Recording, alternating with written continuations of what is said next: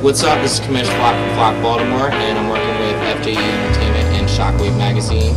We are going to interview MALANDER. Did I say it right? You said it, man. Awesome, MALANDER, and they're going to be playing upstairs at Shockwave Fest, June 28th at House of Rock. So this is Wolf and Aeon. Aeon. Is there a meaning to your name, MALANDER? Yeah, actually it's pretty disgusting. Back in like the 1800s there was this disease called malandria, and it was transmitted by horseflies, and only to horses. When they bit horses they would get these huge disgusting festering boils called malanders, and it just seemed like the appropriate band name when I was 14.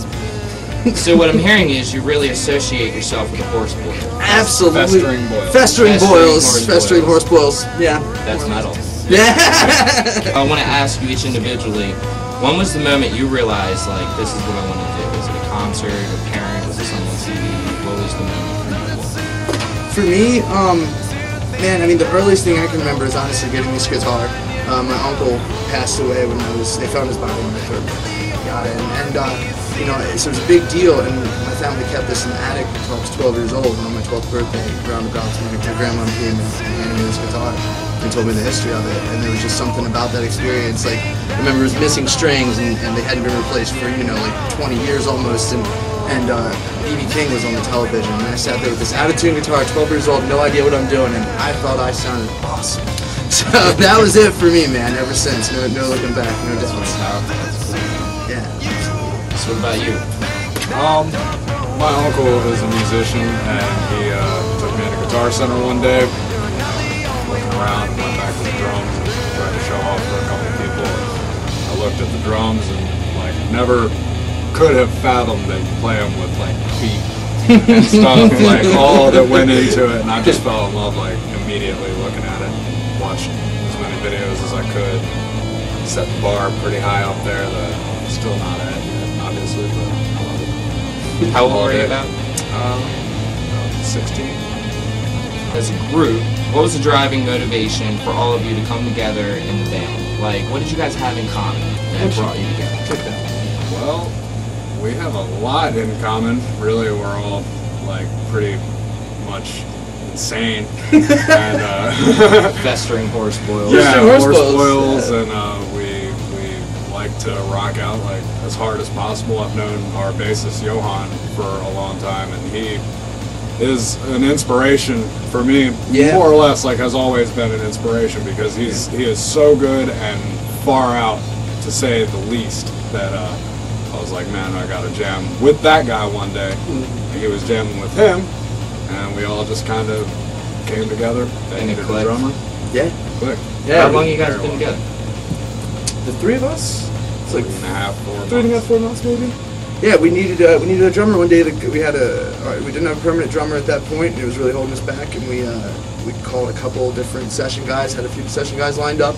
We were over there at Rockhaven Studios with Alan Jones, and all of them flaked one after another. And then I just met him at a party a few nights before. We were totally blackout drunk, and we'd be like, "Yeah, we should jam."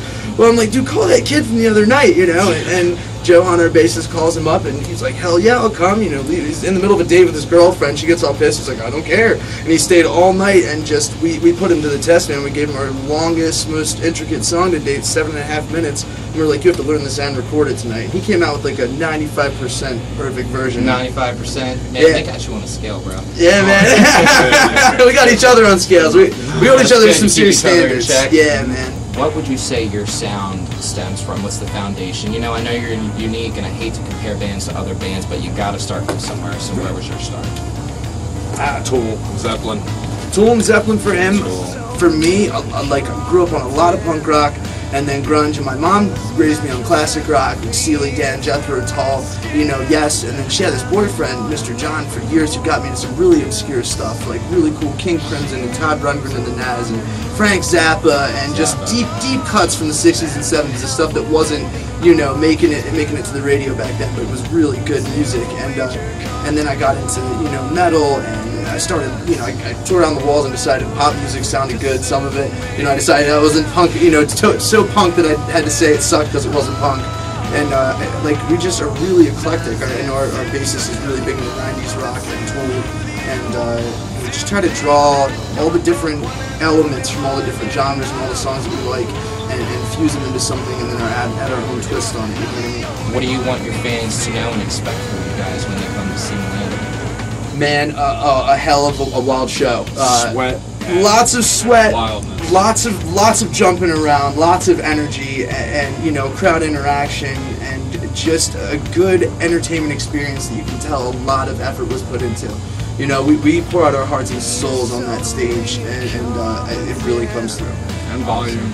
And volume, yeah, we like Lots to of be really volume. loud. Yeah, If people aren't cool with volume, you're not going to.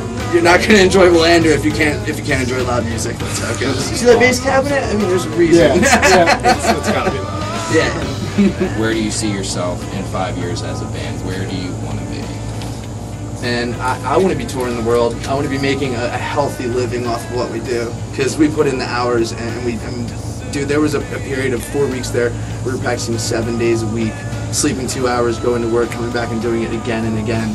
You know, to the point where we were ready to kill each other. But when we went and played a show, man, it was just unreal.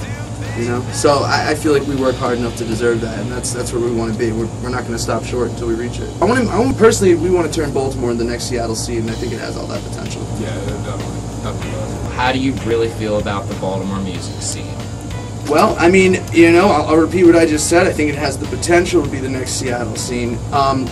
The major element that I see that differentiates between what the Seattle scene was able to accomplish and what we haven't been able to accomplish yet is the sense of unity and interband support.